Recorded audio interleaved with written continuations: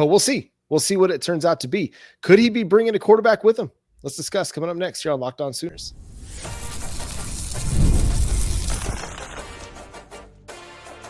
You are Locked On Sooners, your daily podcast on the Oklahoma Sooners. Part of the Locked On Podcast Network, your team every day.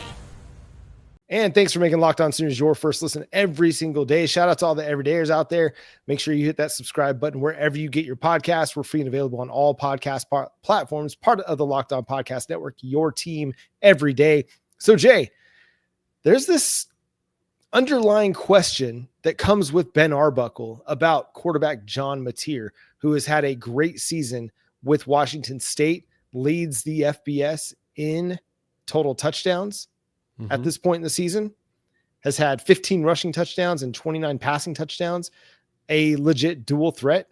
The kid was just a 3-star prospect coming out of high school, not a very highly rated quarterback, but Ben Arbuckle's gotten a lot out of him this year.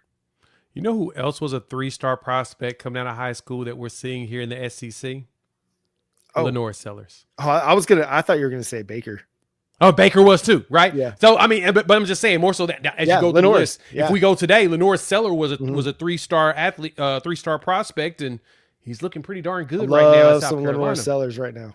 Right? And then even from there, like I said, Baker's on that list of players that were 3-star that really weren't very highly recruited. Cam Ward, look at him over there.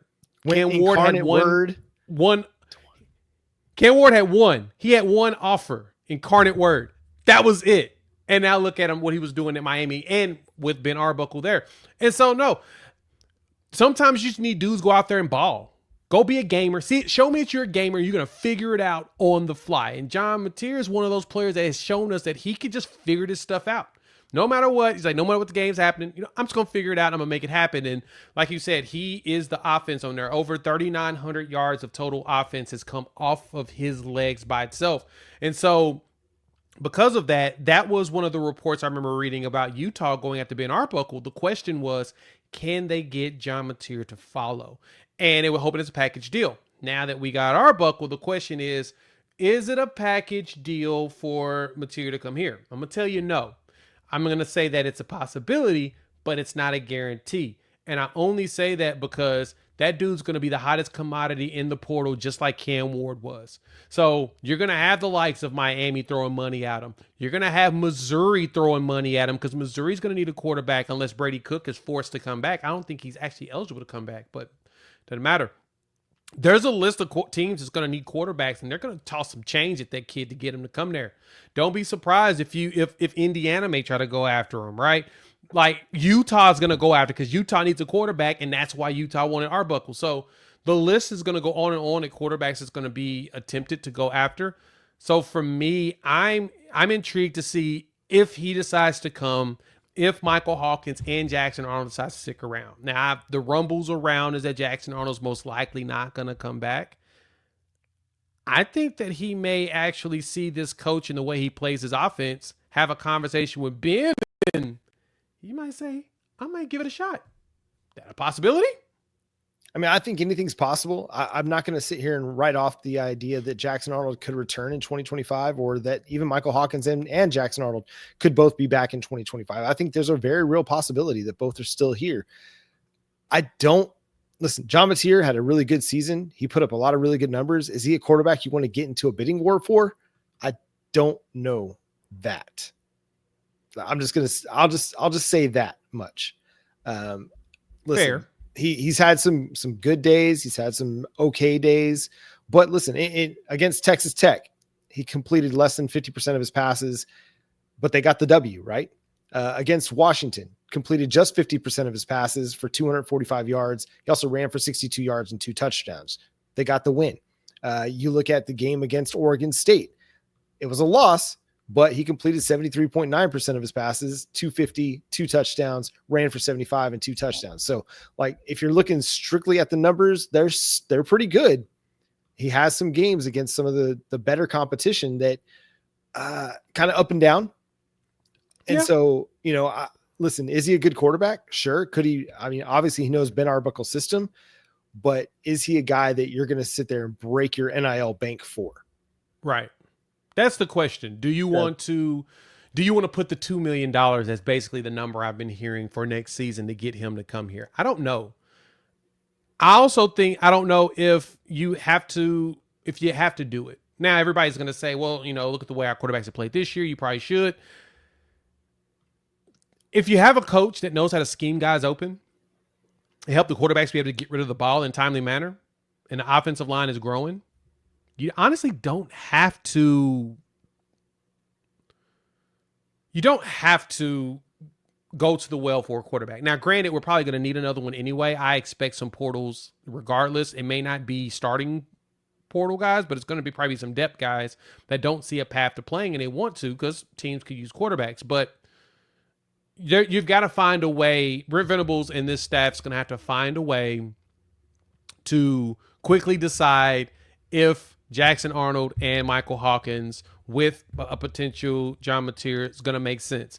We'll hopefully know by Sunday because, as the portal opens, the first window hits, it's going to be probably when you'll find out the most. Now, surprisingly, we haven't heard anybody say that they're going to go ahead and enter the portal besides Jaquez Petaway, but we knew that was going to happen.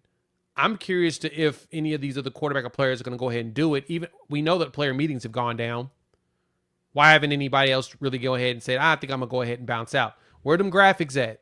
Now, if the graphics ain't coming, I ain't complaining. Now, there's going to be a lot of interesting questions. And really the biggest question that Ben Arbuckle has to ask himself, and he and his analysts and the offensive staff, have they seen the ceiling for Jackson Arnold? Or is there more to be unlocked in his ability? We know that Michael Hawkins has a lot more that he can show.